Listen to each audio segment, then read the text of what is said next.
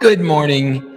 It is Wednesday, June 18th. This is the Automotive State of the Union. I'm Kyle Mountsier, sitting here with co-host Michael Cirillo. Today, we are talking about actually being American-made, Tesla pausing production, and crypto again. Cirillo, look, this has to be the best show lighting that we ever get. We've got this nice little softbox window. It's a little bit cloudy out. It's perfect. We were just singing in this grand hall. It was magical. The acoustics are magical in here. It just is what it is. If we break out into song today, just don't worry about it. The funnest thing about the show this morning is we're both sitting in Syracuse, New York, where we have some offices, a real place where actual people with a so do more than cars work. We've got the creative team, and lo and behold, Paul has not shown up for the show, which is quite amazing. But we're going to get to it. It's going to be fine. Hey, we want to let you know we have just been releasing a barrage of conversations on a SoduCon sessions. You can search it anywhere where you find podcasts, Spotify, Apple Music. You can go to our YouTube, watch the actual in-person interactions. But we've got Nick Askew of Space Auto talking about technology working with you to sell cars. And then a really cool conversation with Elizabeth Schultz of McLarty Daniel, why one-size-fits-all OEM strategies are failing dealers. So there's some conversations around that. Not going to want to miss those. Go to a SoduCon sessions anywhere where you find podcasts. But really, honestly, SoTube, ASOTU.be is a great place to watch those, just because I think that like real conversation, the way that it falls out is really neat to look at. But let's get into it. We've got a really neat first story here that is kind of interesting. So electric vehicles, for the first time, are leading the charge in U.S. manufacturing impact, as revealed by a recent Cars.com study and their 2025 American-Made Index.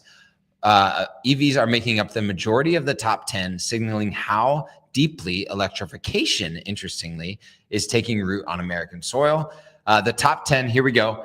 The Model 3, the Model Y, the Model S, the Model X. Those are all Tesla vehicles. The Jeep Gladiator, there's your first big three OEM. Yep. Then here it comes. The Kia EV6, the Honda Ridgeline, the Honda Odyssey, the Honda Passport, and the VW ID4, all of which would not claim to be American manufacturers, but have driven a lot of American manufacturing. The index is ranking vehicles based on 5 key factors. Those are percentage of U.S. and Canadian parts, final assembly location, country of origin for engines and transmissions, and the size of the automaker's U.S. manufacturing workforce, so the people actually working in the U.S. While the index includes some well-known domestic names, 67 of the 99 vehicles are made by international brands. Alabama is leading all states with 17 vehicles made there. And lead researcher Patrick Matterson said, buying American-made often means looking beyond traditional nameplates.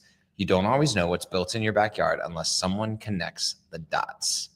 Wild. I mean, can we just all agree that EV is a thing now? It is. It's a big thing, and it's a big thing in the U.S. We all kind of like secretly have tried to deny it, but when you can't deny it when you look at this. And I mean, I love Tesla or I hate Tesla. When you have a company that comes out of nowhere within the last decade, and all of a sudden you've got all of their models essentially, except for you do have the Model S taking the top 4 spots. Yeah.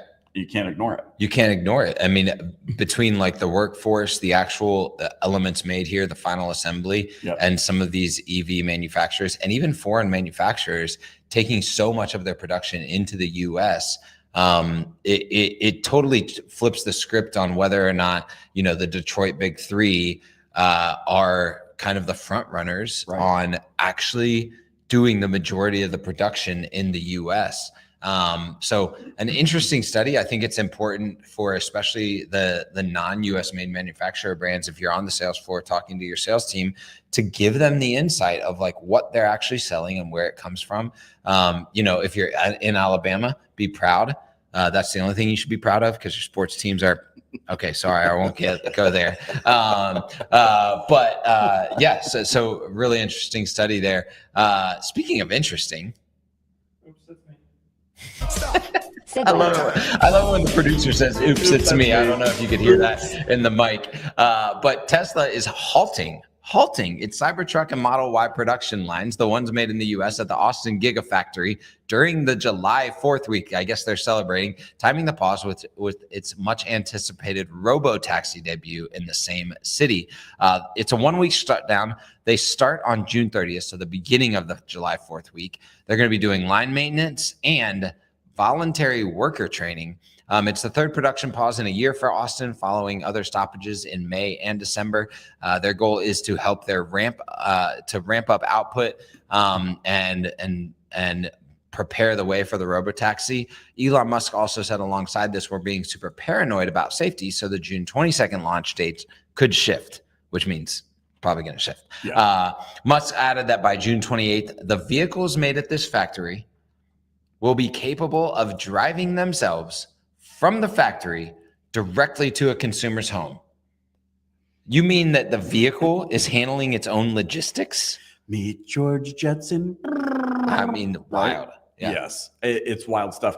And I mean, you know what I think is really interesting about this? Aside from the actual story, I love anytime any corporation gives us an actual inside look into what they're doing and what their plans are. I mean, how often do we hear in this industry, people are like, I don't know. I don't want to pull this forward because we love people in this space, but like the whole Jaguar thing, right? It was like so cryptic until all of a sudden they had their big launch and nobody knew what was going. We're like, I don't know when this is going to happen. What's going to happen? What's the vehicle's going to land? What do they look like? Yep. Here you have a CEO of a company that's just like, love the guy or hate the guy. I'm not going to go there, but he's just like, hey, here's what we're thinking about. Here's what we're going to do. It might move. And if it does, you're not going to be surprised by anything. Yep. The other thing that I love about this, and I think it's something that as business leaders, anybody can be thinking about is, what's the long-term impact of shutting down things to focus on maintenance and training, right? Whether it's a day or a week or some differentiator of time that allows your team to get away, step away and say, okay, nothing's going to die because we shut things down for a little while. Granted, he has a lot of manufacturing in a lot of different places, but nothing's going to die. The company's not going to fail, but we are going to have the opportunity to increase efficiency, make our team better. And how can we take that, if we are, a company like a sales department, hey, can we shut down sales today? And go at training, cleanup, cleaning the space, refining the processes, things like that. Guaranteed from a marketing perspective, the underlying marketing message of this, I would almost put all my chips on it. There will be customers that come forward to Tesla despite everything that's just happened. And they're going to be like, hey, we heard that you really care about our safety over profit. Ooh. Right. That's strong. We heard you're the safest ones because you shut down your facility. Like, we like that. Yeah. You know, and it just is what it is. Speaking of making things safe, let's talk about making things safe, shall we? Yeah. So listen to this. The U.S. Senate has approved a bill creating the first federal regulatory framework for stable coins. Say that fast 3 times. Wow. Cryptocurrency is designed to maintain a fixed value, typically 1-to-1 to the U.S. dollar. This marks a significant step forward for a digital asset adoption and oversight. The Genius Act passed with bipartisan support, 68-30, and now moves to the House for final approval before it can be signed into law. This bill would require stablecoins to be fully backed by liquid assets like the U.S. dollar and short-term treasuries with monthly public reserve disclosures. I mean, so interesting. Talking about transparency. The crypto industry has long pushed for regulatory clarity, spending $119 million backing pro-crypto candidates in last year's election cycle alone. Wow. Supporters argue that the framework could pave the way for stablecoins to be used more widely for fast, reliable payments. And we've got a quote here: Representative Senator Bill Hagerty, Republican Tennessee. Is that your guy?